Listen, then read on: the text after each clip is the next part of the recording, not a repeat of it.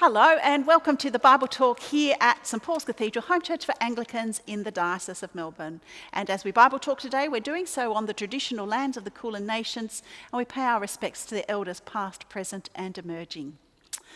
Well, today in our Bible Talk, as always, I'm joined by our Chief Props Officer, the Dean. Hello, Andreas. Hello, Heather. Nice to see you. Yes, nice to see you too. It's quite And novel, in isn't it? person. Yes, I know. Right, It's not on novel, Zoom. not on the Oh, screen. exciting. And also with us today, assisting, is our able Chief Prop, Archie. Hello, Archie. Good boy. Yes, excellent. Now today we're going to begin our Bible Talk by talking about sport. Sport is such fun, isn't it, really? It can be great fun. I mean, playing around with balls and yes, I know. This is tennis my rackets. tennis. This is Yes, my. that's I'm not right. Here we left-handed, go. but you can see how talented I am because I can hit the ball Perfect. with my left hand. Perfect. Even That's though I really, probably really shouldn't be good. doing that in Did the you do a lot of cathedral. sport as a kid? Yes, we used to Yeah. do lots of sport all the time. Loved it. In fact, I used to always be the captain of the team. Fabulous. Yes. Yeah, I felt like it wasn't worth being in the team unless I was the captain. absolutely That's probably not very right. good, is it? Anyway, but that leads me to think about when we have to choose the teams. Right, yeah. Did you do that at school? Yes, we did that. I mean, I wasn't always the captain. I was always the person who was last chosen. Oh, that's no good. That's not very funny. No, is it's not it? very funny, but No. therefore I can speak from experience. It's because Yes. I was smallish. Oh, were you? person, Oh, there you yes, go. yeah. Well, look, do you know what things do you think it makes for someone who's good to choose in sport? What makes you somebody choose who's someone? fast, I choose. Fast, somebody yes. who can throw a ball with a true eye Yes. and hit the goal. Yes. Somebody who's a good team player. Yeah. What would you reckon? Yeah, I think all of those are important. Yeah. Sort of the skills and also skills, athletic ability. yeah, exactly Yeah. right, yeah, yeah. What about like if you're joining, say, an orchestra? Look, I've got my we've got violin. orchestra things here. Yeah, Look yeah, at this. look. Yeah, my favourite instrument. I'm going to play the violin. No, we're not tuned to the same note, I don't think. No. Anyway, what do you how do you reckon you do I that? think we could readily join any orchestra. Really, that would help That's us. true, that's true, But if you were to play at a sort of really top level, Yes. yes, you'd be having auditions, wouldn't you? Yes, that's how Yeah. you do it. So it wouldn't be like everyone stand in a row and somebody go, okay, I have this one, and then someone else say, okay, this one. Yeah.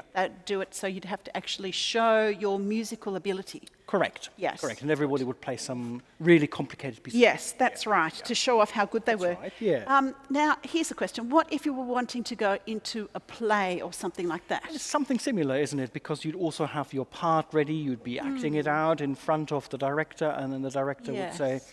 yep, have this one, or no, sell programs. Yes. Okay. So what we're talking about is how people are chosen, and there's slightly different ways depending on what the role is, aren't Right, isn't there? right, Yes. yeah. All right. And we're doing that because in our Old Testament lesson this week, we're thinking about how God has chosen a king for Israel. That's aren't we? right. That's right. That's yeah. right. Yeah.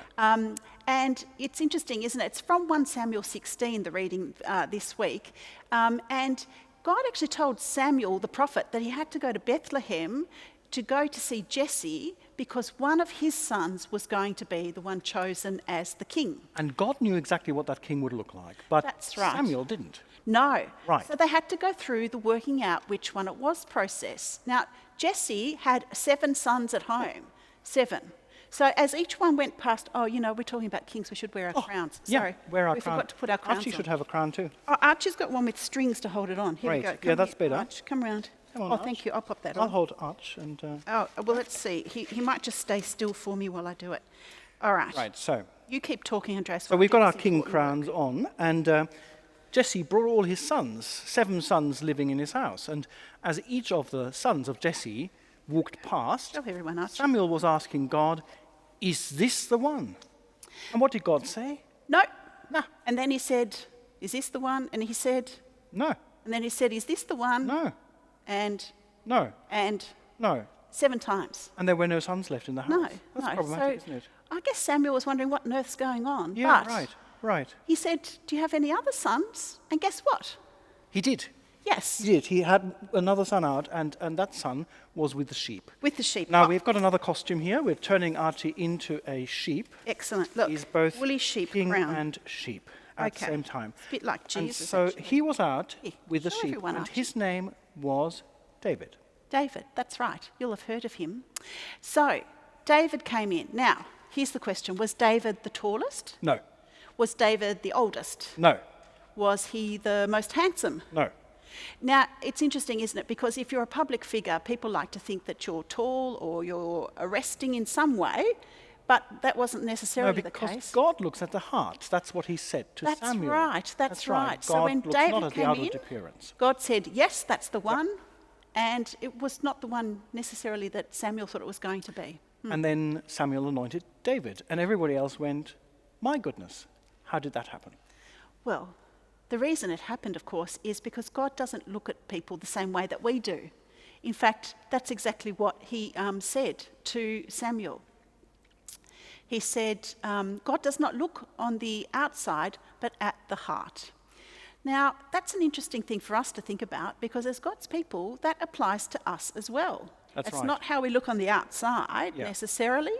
It's actually our heart that matters to Yeah. God. That's how God chooses leaders for his church. That's how he chooses us as his people. So what do you think about that, Andres? Is there something for us to think about as... Yeah, so I think first thing to ask ourselves is, are our hearts open to God? Can we actually hear God's word? You know, like Samuel, he was listening to God, and then he was saying, it's not this one, it's not this one, it's not this one, it's this one. So is our heart open to God so that we can listen to God? And then there's another thing, is our heart beating with the same heartbeat as God's heartbeat? Are we doing the works of God? Are we doing the things that God tells us to do? And so I think that's really important, open hearts and hearts that are in tune with God. Well, that's important for us and our hearts and how we love God. We'll see you next week. See you